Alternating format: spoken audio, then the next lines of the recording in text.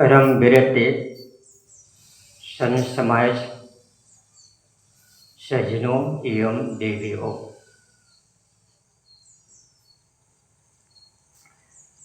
बड़ी सौभाग्य की बात है जो आज का दिन ग्राम बाघतराई संत कबीर आश्रम मां साहू समाज भवन मां सदगुरु कबीर साहेब की जयंती समारोह है। इसलिए समस्त ग्राम वासियों को निवेदन है कि सत्संग स्थल पर शीघ्र ही पहुँचे, उनका लाभ लें तो जीवन का सार्थक है। जीवन में कमाना और खाना जब तक हमारा जीवन है वो छूटने वाला नहीं है। इसलिए हमें और आपको चाहिए उन महापुरुष वाणी की चिंतन मनन श्रवण करने के लिए सत्संग शीघ्र पहुँचे, क्योंकि हमारी जो जिंदगी है बहुत क्षणिक है, परिवर्तनशील है, अस्थायी रहने वाला नहीं है। हमारे महापुरुष कहते हैं कि जब तलक है जिंदगी फुर्सत न होगी काम से, कुछ समय ऐसा निकालो प्रेम कर लो राम से। जब तक जिंदगी है कमाने खाने में फुर्सत नहीं है। इसलिए हमें और आपको चाहिए कि कुछ समय ऐसा निकाले जिससे राम का चिंतन हो, मनन हो। राम क्या है, कौन है, कहाँ है? वो आपका स्वरूप है, कहीं बाहर नहीं है। क्या पांच तत्व से जो हमारा शरीर निमित्त है, क्या यही असलियत स्वरूप है? नहीं, झूठा है। क्योंकि पंच भौतिक शरीर परिवर्तनशील है, अस्थायी नहीं है। जो आपका शिशुपन है, बाल अवस्था है, जवानी है, तरुणाई है, विधुता है, बुढ़ापा है, क्योंकि जो अपना माना हुआ रूप सौंदर्य परिवर्तनशील है, ये असलियत नहीं है, नकली है। अपना असली रूप स्वरूप वो नित्य है, शाश्वत है, अजर अखंड है, अविनाशी है। जो सत्य को जानने वाला है वही आत्म स्वरूप है। संसार का जो भौतिक चीजें जितने भी उपलब्धि है वो सब परिवर्तनशील है, अस्थायी नहीं है। इसलिए हमें और आपको चाहिए कि उन महापुरुष वाणी को सत्यासत्य क्या है, असत्य क्या है, इसको जाने तब जीवन का सार्थक है। संत गोस्वामी जी तुलसीदास जी कहते हैं कि नवधा भक्ति कहूँ तो हे पाहे, सावधान सुनो धरो मन माहे। भगवान राम कहते हैं कि हे सबरी, हे माँ, मैं आप लोगों के बीच 9 प्रकार की भक्ति बताने वाला हूँ। उसको श्रवण करे, चिंतन मनन करे और हृदय में धारण करे। हम उन महापुरुष कबीर साहेब की जयंती मनाते हैं। बड़ी सभा की बात है जो आज के ग्राम में सत्संग है। हमारे जीवन में कबीर साहेब का जयंती मनाने का सार्थक तब है जब उनको अपने जीवन उतारे, आचरण में, कथनी करनी रहनी में पवित्र जीवन, महाजीवन यापन करें, तब जीवन का सार्थक है। हमारे महापुरुष कहते हैं कि जिंदगी ऐसी बना जिंदा रहे दिल साथ हो, तू ना हो दुनिया में, दुनिया को आए याद तो। काम असकलो ऐसी जिंदगानी आपकी, लोग भी सीखें सबक सुनकर कहानी आपकी। जीवन को सुधारो संवारो, क्योंकि अपना शरीर माना हुआ है वो परिवर्तनशील है, अस्थायी नहीं। आपका स्वरूप नित्य है, शाश्वत है, अजर अखंड है। हमारे महापुरुष कहते हैं कि चेहरा नजर आता है जब शीशा साफ होता है, भगवान नजर आता है जब दिल पाक होता है। पाक दामन हो तो अरमाने विशाल अच्छा, अच्छी नियत हो तो अच्छी का ख्याल अच्छा। लेकिन होता है क्या, वो क्या करेगा किसी अवसैदा होकर, जो अपने को न समझा कभी अपना होकर।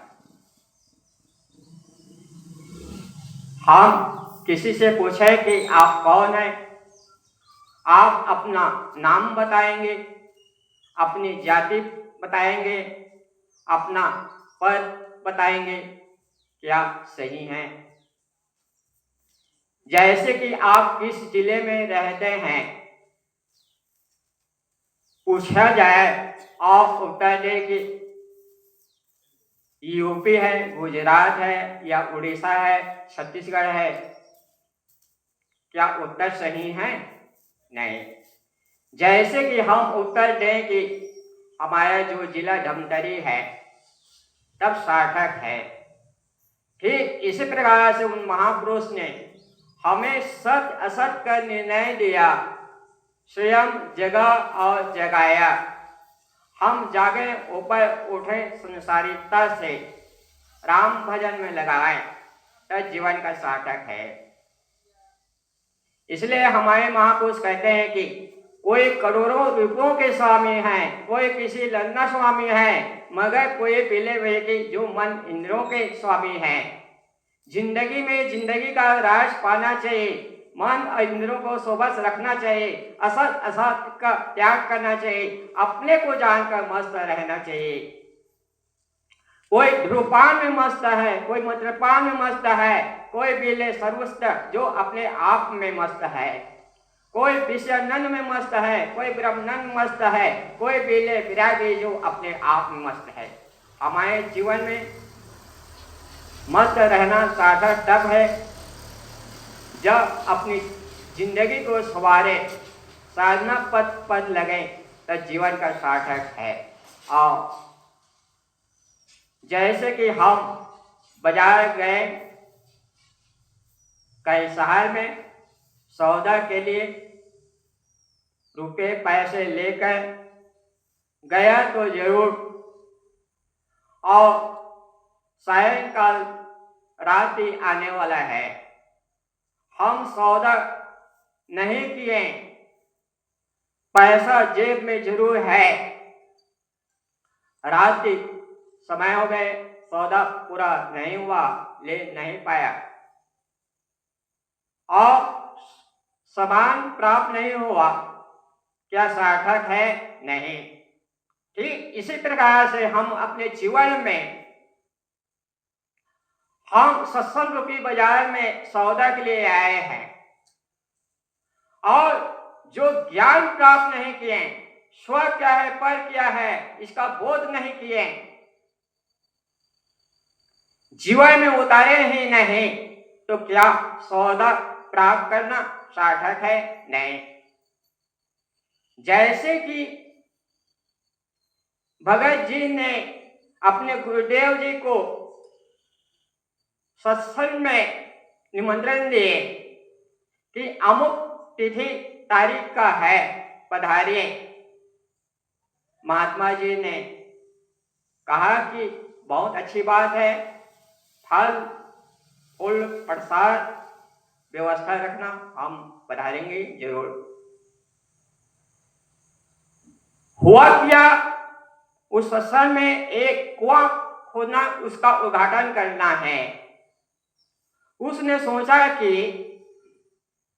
अभी मैं अपने गुरुदेव को निमंत्रण दिया हूं, सत्संग में शीघ्र पधारने के लिए और कुआं का उद्घाटन करना है, और ये समाचार मिला कि कुआं में दो कुत्ते लड़ते हुए आकर गिर गए, पानी दुर्गंध आ रहा है।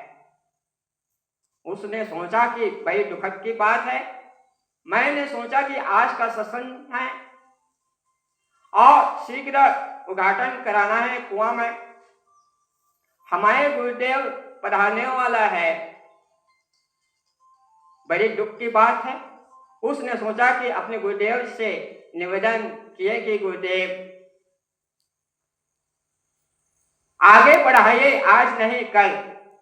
गुरुदेव ने कहा कि भगत जी, आज का तिथि आपने सत्संग उद्घाटन के लिए उद्घाटन के लिए आपने सभी को निमंत्रण दिए हैं, और हुआ क्या, क्या घटना है, क्या बात है? इस प्रकार से महात्मा जी पूछा।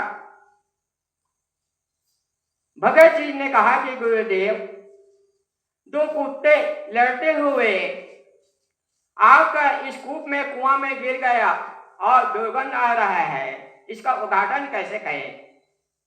गुरुदेव जी ने कहा कि जो कुत्ते लड़ते हुए आकर कूप में कुआं में गिरे हुए हैं, उसको शीघ्र निकाल दीजिए, बाहर कर दीजिए, और जितना गंदा पानी उसको बाहर निकाल दीजिए, और पवित्र नदी से गंगा जल ले लाइए और उसमें सिंचाई कर छिड़काव डाल दिए, बस पवित्र हो जाएगा।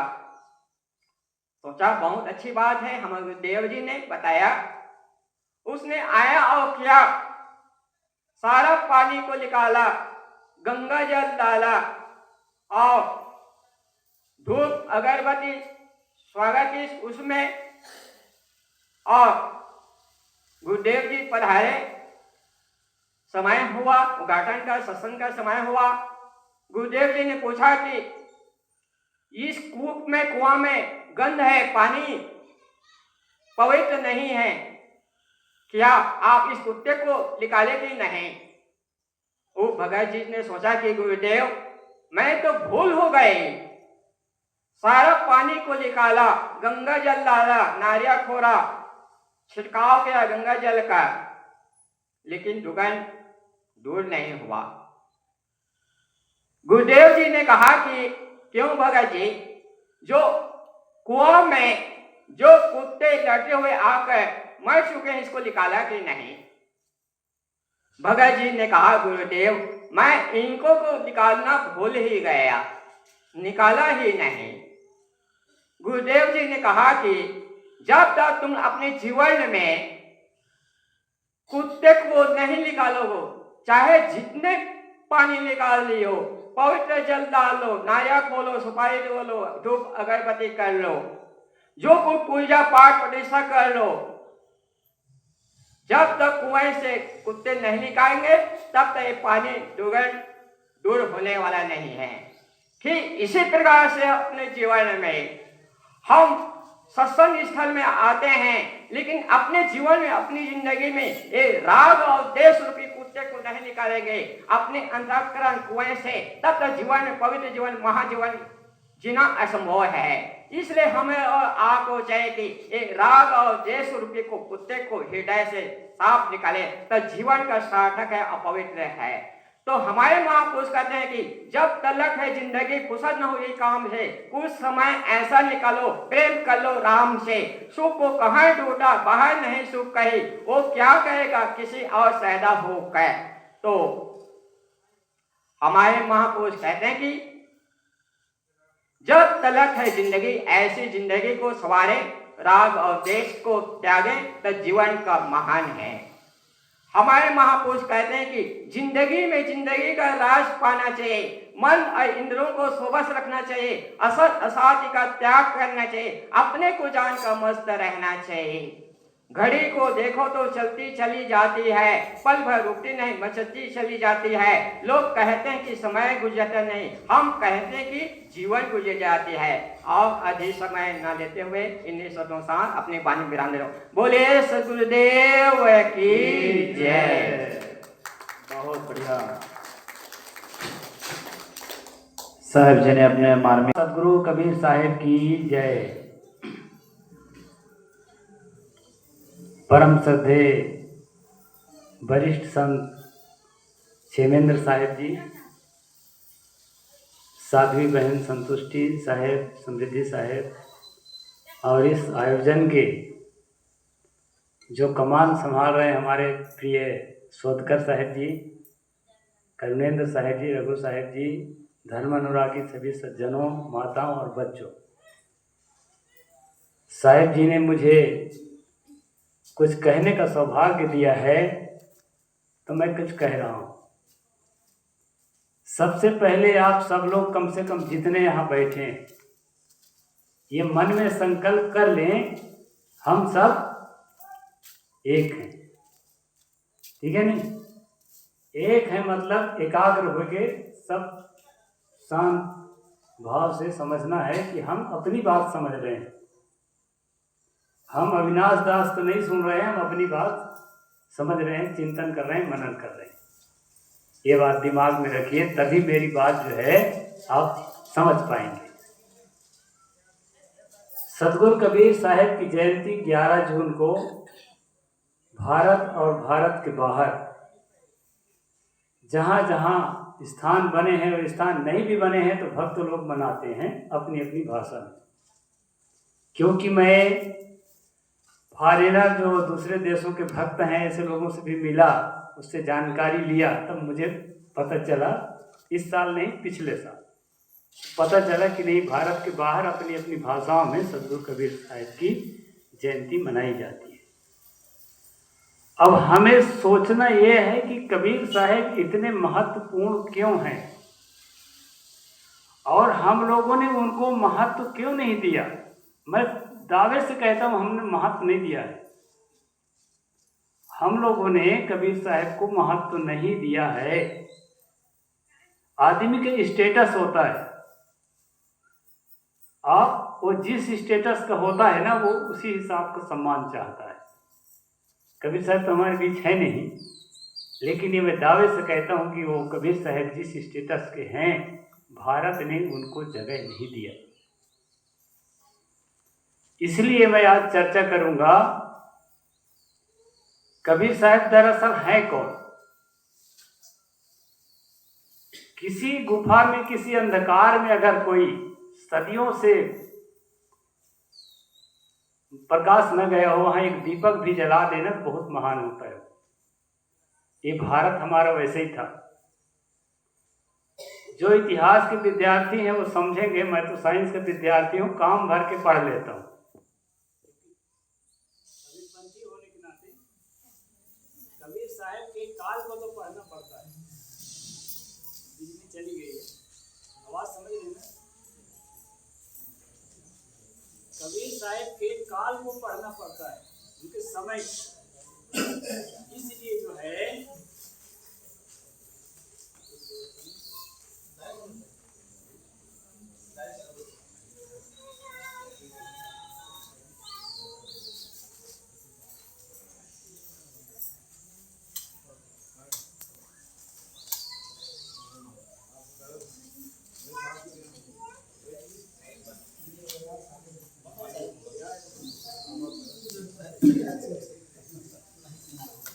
चलिए सुन तो रहे हैं ना?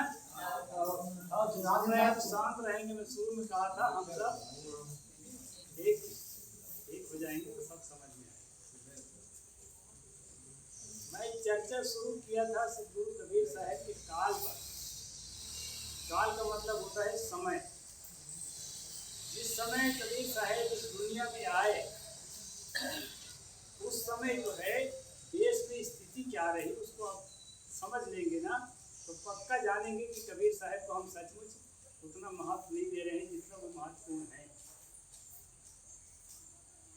जिस साल सतगुरु कबीर साहब का जन्म हो या अवतरण हो या प्रागट हो, जो जैसा मानता है, मतलब दुनिया में आए, उसी साल जो है तैमूर लंग का आक्रमण हुआ था भारत में। तैमूर लंग कौन था? आप लोग किताबों में पढ़े होंगे कि तैमूर लंग जो है मुंड मीनार बनाता था। एक लोग कहते हैं मुसलमान था, मुसलमान नहीं था, मंगोल था, लेकिन भारतीय नहीं था। मुंड मीनार क्या होता है? आदमियों के सर काट के और एक मंदिर जैसे आकृति बनाना।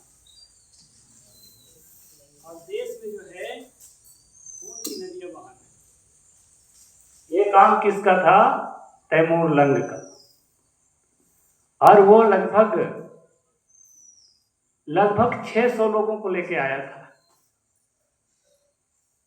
हम लोगों को शर्म आना चाहिए कि इस इतने बड़े देश में 600 लोग कुछ भी कर सकते थे, लेकिन हम कुछ नहीं कर सकते थे। उस समय में कबीर साहब इस दुनिया में जन्म लिए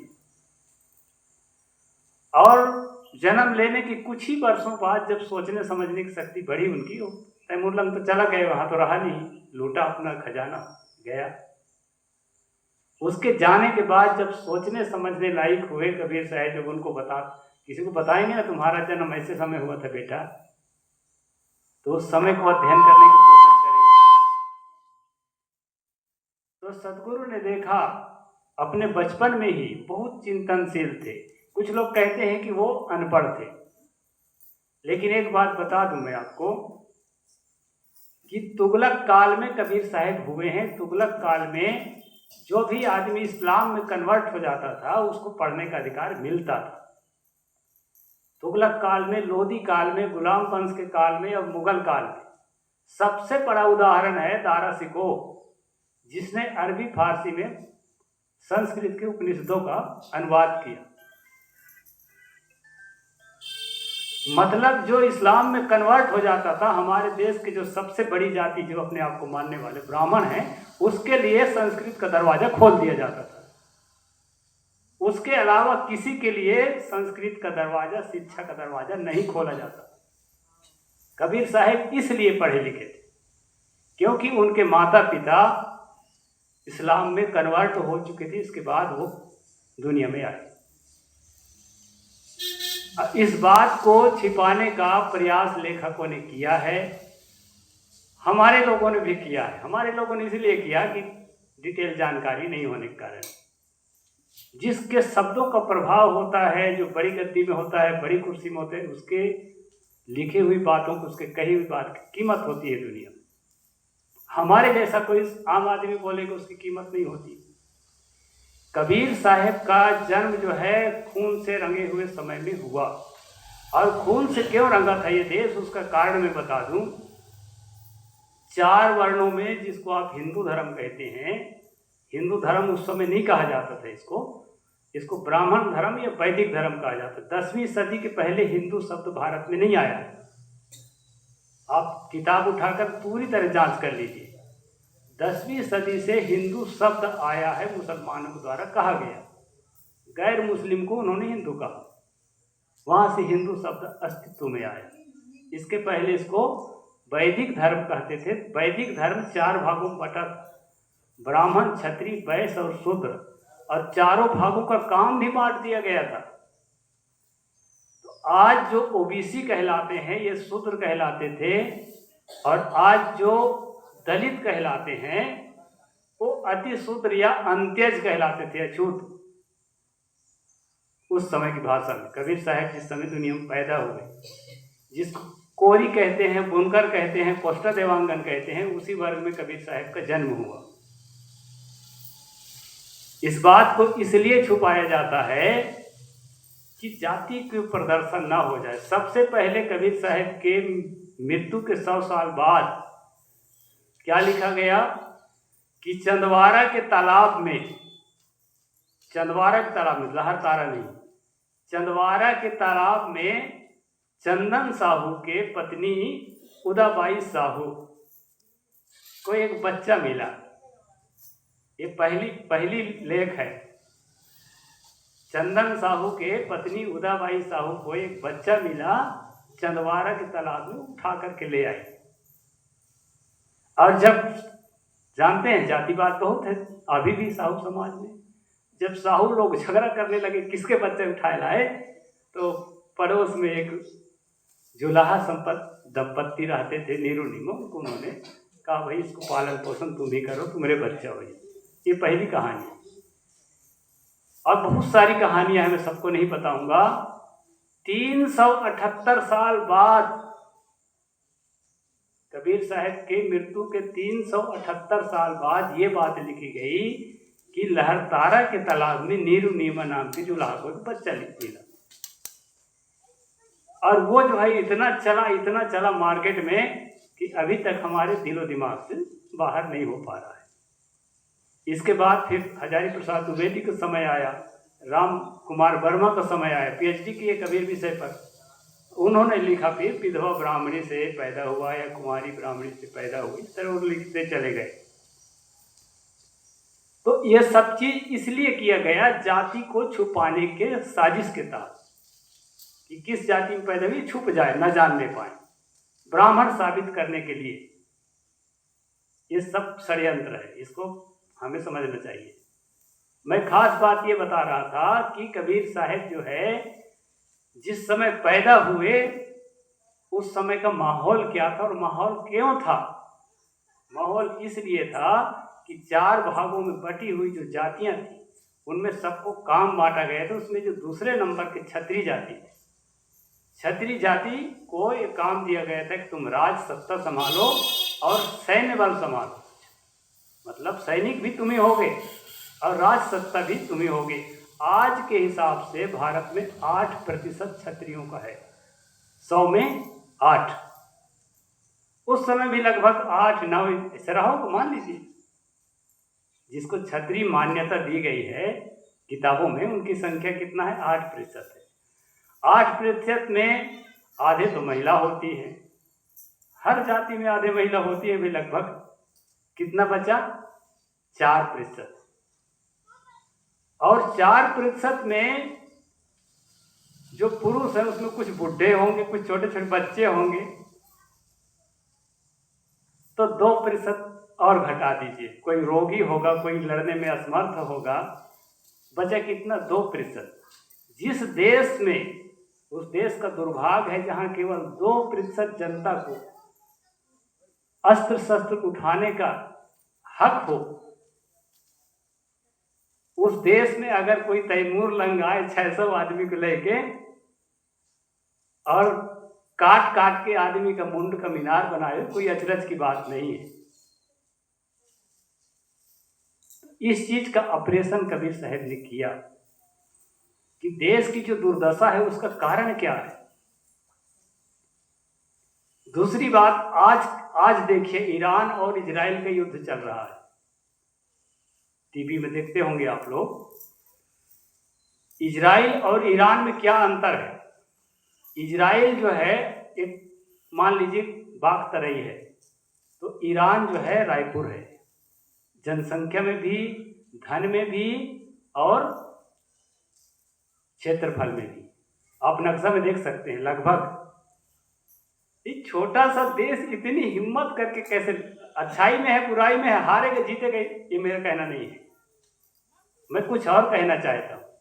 एक छोटा सा देश इतने बड़े देश से टक्कर ले रहा है, किसके बल पर, विज्ञान के बल पर, टेक्नोलॉजी के बल पर और एकता के बल पर, और सबको सब दिशा में आगे बढ़ने का हक दिया हुआ है इसके बल पर, डेमोक्रेसी के बल पर। और ये चीज भारत में उस काल में तो बिल्कुल भी नहीं था। महिलाएं शस्त्र नहीं उठा सकती थी, क्षत्रिय की महिला भी। जब युद्ध होता था ना, तो महिलाएं क्या करती थी, अपनी इज्जत बचाने के लिए चिता जला जला के मर जाती थी, शस्त्र नहीं उठा सकती थी। आजकल आर्मी में देखिए ना, इस साल सिंदूर ऑपरेशन में 2 महिला जो आर्मी के जो चीफ थी, उन्होंने कितना कमाल दिखाया है। अधिकार देने से, उनको अवसर देने से कबीर साहब चाहते थे ये देश के एक एक आदमी को, कबीरपंथियों को नहीं। ये आप लोगों को दिमाग में भ्रम पाल रखे हैं कि कबीर साहब कबीरपंथियों के लीडर थे। भाई उनको जो ज्यादा प्रेम दिया, उनसे ज्यादा जुड़ा, वो कबीरपंथी कहलाने लगे। कबीर साहब इस देश के लीडर थे, उन्होंने रोशनी फैलाया। अभी साहब जी बोल रही थी ना, एक है त्वचा हाड़ मलमूत्रा, एक रुधिर एक गोदा, एक बूंद से सृष्टि रची है, को ब्राह्मण को शूद्र। कौन ब्राह्मण है, कौन शूद्र है, कौन ओबीसी है, जिसको शस्त्र उठाने का अधिकार नहीं है, जिसको पढ़ने का अधिकार नहीं है, पेट न काहू वेद पढ़ाया, सुनत कराए तुरंत नहीं आया। अगर बच्चा जन्म लेते ही विद्वान हो जाए, वेद शास्त्र सब जानने लगे, तब तो मान लो कि हाँ भाई ये जन्मजात विद्वान ही पैदा हुआ। ऐसा तो नहीं होता, पढ़ने से विद्वान होता है। अब पढ़ने से तो जिसको आप दलित और चमार और डोमार और क्या क्या कहते हो, मैं तो नहीं कहता, लेकिन आप लोग अपनी भाषा में कहते, उसके बच्चे भी तो पढ़ाएंगे, अवसर देंगे तो बहुत बड़ा बन जाता है। आज एक एसटी महिला आपके देश के प्रथम नागरिक है। आज आप लोग बहुत पढ़ने के बाद जिन बातों को समझ रहे हैं, कबीर साहब आज से 627 साल पहले इन बातों को समझ लिए थे, इसलिए वो पूरे देश के लीडर है, पूरी दुनिया के लीडर है। और दूसरी बात, हमारा झगड़ा किस बात का है? हमारा झगड़ा है धर्म। साहब ने देखा कि ये जो आदमी की कुंठा है, इसके जड़ कहाँ है? इसके जड़ उन्होंने पाया कि धर्म में इसका जड़ है, धर्म की किताबों में इसका जड़ है। कबीर साहब की दुनिया से जाने के बाद भी बदमाशों ने कोशिश किया है। मैं बदमाश खुले शब्दों में इसलिए कहता हूँ, जिसको मारना होगा तो मुझे पीट देना, गोली भी चला देना, लेकिन गलत बात का मैं कभी भी समर्थन नहीं करता। कबीर साहब के दुनिया के जाने के बाद भी बदमाशों ने अपना आंदोलन बंद नहीं किया, बदमाशी फैलाने का। तुलसी ने लिखा कि अधम जात में विद्या पाई, होय यथा अहि दूध पिलाई। उनके बहुत सारे कामों की हम प्रशंसा करते हैं, लेकिन इस तरह से कामों की हम प्रशंसा नहीं कर सकते। कि अधम जाति कौन है वो भी बता दूं उसी की भाषा में। जे वर्ण अधम तेली कुम्हारा, स्वपच किरात कोल कलवारा। 6 जातियों को दुनिया का सबसे अधम जाति बता दिया। अब इनको कहता है कि अगर ये तेली कलाल कुम्हार जो है शिक्षा पा जाएंगे ना, तो जैसे सांप को दूध पिलाने से उसका विष बढ़ता है, वैसे ये लोग विषैला हो जाते हैं। तो ये जो सिद्धांत है वैदिक धर्म का, सामाजिक बुराई नहीं है, ये धार्मिक बुराई है। ये जो सिद्धांत है इसने हमको तोड़ा था। कबीर साहब के जाने के बाद भी अभी भी कुछ लोग तोड़ने में लगे हुए हैं। देखो शास्त्र में लिखा है, मनु ने लिखा है, व्यास ने लिखा, इसने लिखा है, किताब दिखा करके आपको कहते हैं देखो शास्त्र का प्रमाण, इसको मानो। लेकिन कबीर साहब कहते थे कि शास्त्र में क्या लिखा है, किताब में क्या लिखा है, ये महत्वपूर्ण नहीं है। तो कहता कागज की लेखी, मैं कहता आंखन की देखी, तेरा मेरा मनुआ कैसे एक हुई। जो प्रकृति में दिखाई पड़ रही है, अभी हम देख रहे हैं कि दुख समाज में किस कारण से है, झगड़ा समाज में किस कारण से, उस झगड़ा के कारण को पकड़ो ना भाई, और पकड़ करके आज जो कारण है, आज भी कुछ कारण है। कई लोग कहते हैं साहेब आप इस्लाम का खंडन नहीं करते हो, आप जो है ईसाइयत का खंडन नहीं करते, हमारे सब लोग उन्हीं की तरफ जा रहे हैं। क्यों जा रहे हैं भाई? उसके कारण को खोजो ना। एक ईसाई आता है, जंगल में जाता है, एक गरीब के बच्चे के जो धूल में खेलता रहता है उसके नाक पोंछता है अपने रुमाल से, अप टू डेट। ऐसा नहीं रहता कि वो उसी के जैसे वो भी है। और जो है उसके मुख में बढ़िया महंगा वाला बिस्कुट डालता है। उसके घर में गरीबी है तो उसकी मदद करता है। आप बड़े बड़े बिल्डिंगों में रहते हैं कि आप थोड़ा भी कुछ नहीं कर सकते, अपने आसपास के गरीब है, कमज़ोर है, उसके लिए कुछ भी नहीं कर सकते क्या? उसको सम्मान नहीं दे सकते। वो तो आपको अपने से छोटी जाति दिख रहा है या अपने से गरीब दिख रहा है, उसका सम्मान करने से आपको घृणा लगता है। ये घृणा की राजनीति अगर हम अपने दिलो दिमाग से बाहर कर देना, अभी भी हम सब एक हैं, हमें कोई नहीं तोड़ सकता, और हम सब एक हैं। कबीर सतगुरु कबीर साहब की इस सूत्र को अगर हम समझें कि हम सब एक हैं, एक है त्वचा हाड़ मलमूत्रा, एक रुधिर, एक गुदा, एक बूंद से सृष्टि रची है, को ब्राह्मण को शूद्र। महिलाओं के लिए भी सदगुरु ने, ऐसा नहीं है कि महिलाओं के साथ, कई लेखक लिखते हैं महिलाओं के साथ कबीर साहब ने भी भेद किया, नहीं किया है भेद। मैं इस इलाके में जब पहली बार आया, सन 13 में आया था, हो गया तो प्रसंग को सुर पूरा करने। जब पहली बार आया था मैं, इस इलाके में सन 13 में आया हूँ। ये साध्वी बहन संतुष्टि भी मेरे मंच में आई थी। मैं कार्यक्रम देने आया था, इधर रहने नहीं आया था। उस समय में बीजक सप्ताह का 1 सप्ताह का कार्यक्रम करता था और 7-8 साल तक चलाया हूँ 2-3 प्रांतों में। तो यहाँ कार्यक्रम देते देते आया था पहली बार एक गाता पार में, जहाँ साहेब आती। तो क्या हुआ कि वो बुरहानपुर की शाखा है। अब ये साध्वी बहन आई थी, 3-4 को बुलवाया था मैं कि साध्वी जरूर बुलाना। अब बराबर के मंच में बैठाकर मैंने आरती उतरवाया, अपने लोगों से कहा ऐसा करना है। तो हमारे ही कुछ महात्माओं ने संदेश पहुंचा दिया बुरहानपुर, क्योंकि उसमें अभी हमारी परंपरा में है कमजोरी कुछ न कुछ। संदेश जब पहुंचा दिया तो आचार्य साहब के पास जब मैं कोसानाला में मिला, यहाँ भिलाई में, तो साहेब जी ने मुझसे, साहेब जी से मैं मिला तो बोले कि मान साहेब जी कहे कि कुछ शिकायत है तुम्हारी। तो मैं कहिए साहेब, मैं बंदगी करता हूँ, क्षमा मांगूंगी गलती होगी तो कहा इस तरह से बात सुनी है, कहाँ तक सच है? मैं कहा पूरा सच है साहेब, मैं छिपाया नहीं। तो साहेब जी ने क्या कहा, कम से कम शुरू तो कर रहे हो, अच्छी बात है। यानी परंपरा के कारण जो नहीं भी उस चीज को स्वीकार करते, वो भी दिल से स्वीकार कर रहे हैं, कम से कम शुरुआत तो कर रहे हो, ये अच्छी बात, ऐसा उन्होंने कहा था। तो कबीर साहब ने कहा है कि बुझ बुझ पंडित बिरवा न होए, आधे बसे पुरुष आधे बसे जोड़। महिलाओं का भी उतना ही हक है, क्योंकि ये शरीर की रचना में 23 गुणसूत्र, मैं साइंस के स्टूडेंट इसको ज़्यादा कर सकता हूँ डिफाइन, क्योंकि मैं इतिहास को ज़्यादा नहीं जानता। 23 गुणसूत्र यानी 23 क्रोमोसोम महिला का और 23 क्रोमोसोम पुरुष का मिलकर के जाइगोट बनता है। उसी जाइगोट से फिर हम लोग बैठ के ये बनते हैं मनुष्य। कबीर साहब के समय में विज्ञान विकसित नहीं था, लेकिन उन्होंने इतना जरूर कहा, आधे बसे पुरुष आधे बसे जोड़। इस शरीर में आधे पुरुष का अंग है और आधा महिला का अंग है, इसलिए महिलाओं को समाज में बराबर की हिस्सेदारी देना चाहिए।